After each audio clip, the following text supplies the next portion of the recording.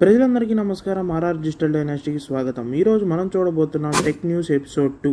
మన ఛానల్ని 1K target reach అయ్యేలా చేస్తారని కోరుకుంటూ మన ఫస్ట్ న్యూస్ ఏంటో చూసేద్దాం. మైక్రోసాఫ్ట్ అజూర్ అని ఒక క్లౌడ్ సర్వీసెస్ కంపెనీ ఉందన్నమాట. అందులో red sea cable issue face చేస్తున్నారు. అంటే అండర్ సీలో మనకి ఈ కేబుల్స్ ఉంటాయి కదా, ఆ కేబుల్ వైర్స్ కట్ అవడం కారణంగా వీళ్ళు ఈ లేటెన్సీ సమస్యను అయితే ఎదుర్కొంటున్నారు. ఈ సమస్య అయితే మిడిల్ ఈస్ట్, ఏషియా, యూరోప్ మధ్య ఇంటర్నెట్ ట్రాఫిక్ ను ప్రభావితం చేస్తుంది. Don't know A particular date, but కొంతకాలం వరకు అయితే ప్రభావితం చేస్తుంది. సో ఇప్పుడు చూసుకుంటే ఆ ట్రాఫిక్ ని మేనేజ్ చేయడానికి వీళ్ళు రీరూట్ అయితే చేస్తున్నారు.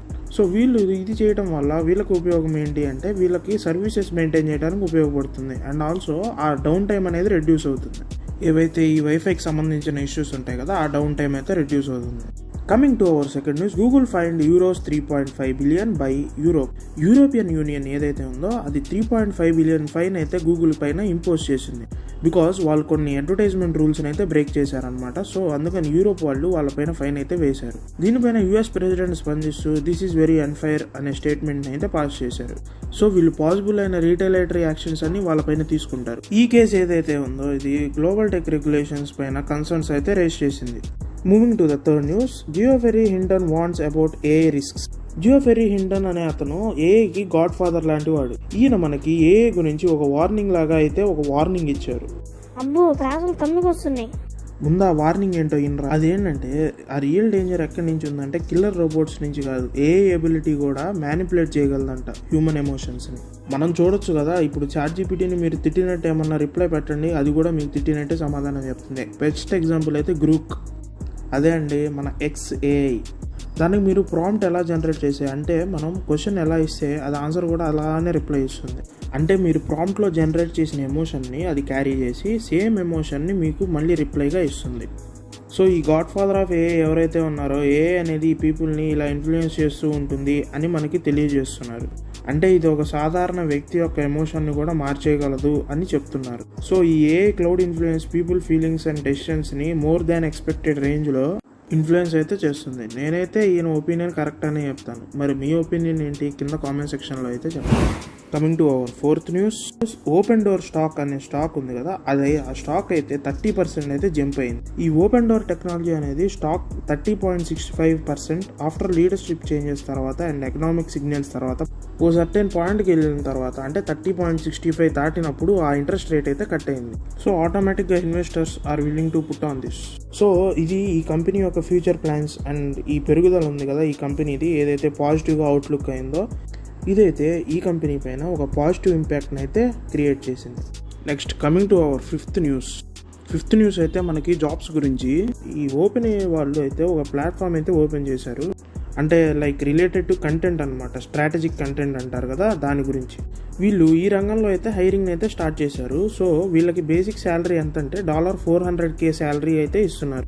అంటే అప్రాక్సిమేట్గా మనకి ఇది up to 3 crore Indian rupees వరకు ఉంటుంది. ఈ 3 crores ఏదైతే ఉందో ఇది యాన్యువల్ శాలరీ అనమాట వీళ్ళు ప్రొవైడ్ చేసేది. ఇది మళ్ళీ మనకి కమ్యూనికేషన్ స్కిల్స్ అనేవి ఎంత ఇంపార్టెంటో మనకి తెలియజేస్తుంది. అంటే రోబోట్తో మాట్లాడే కమ్యూనికేషన్, అంటే రోబోట్ అంటే మళ్ళీ ఒరిజినల్ రోబోట్ గురించి కాదు, లైక్ ఏఐ టూల్తో మాట్లాడటం. సో దీనివల్ల ఏంటంటే ఏఐను మరింత యూజర్ ఫ్రెండ్లీగా చేయడానికి ఉపయోగపడుతుంది.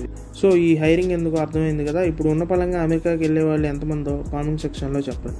మేబీ నేను అనుకోవటం ఇండియా నుంచి కూడా వర్క్ ఫ్రమ్ హోమ్ చేయొచ్చు అనుకుంటా, బట్ చూడాలి మ్యాక్సిమం ఉంటుందో లేదో అనేది. Coming to our sixth news, Anthropic అనే ఒక ఏఐ స్టార్టప్ కంపెనీ అయితే ఉంది.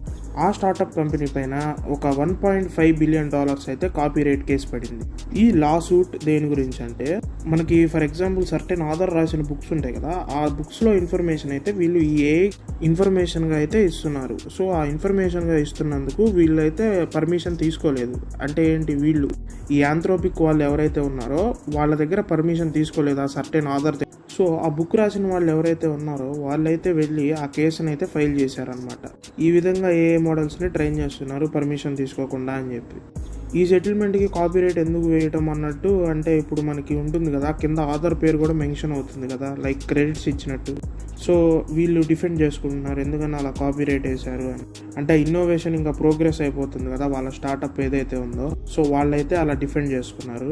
సో ఇది లాస్ట్కి అయితే ఇంటలెక్చువల్ ప్రాపర్టీగా మనకి ల్యాండ్ మార్క్ డెసిషన్గా మారింది. సో వాళ్ళైతే ఒక అగ్రిమెంట్కి అయితే వచ్చారనమాట.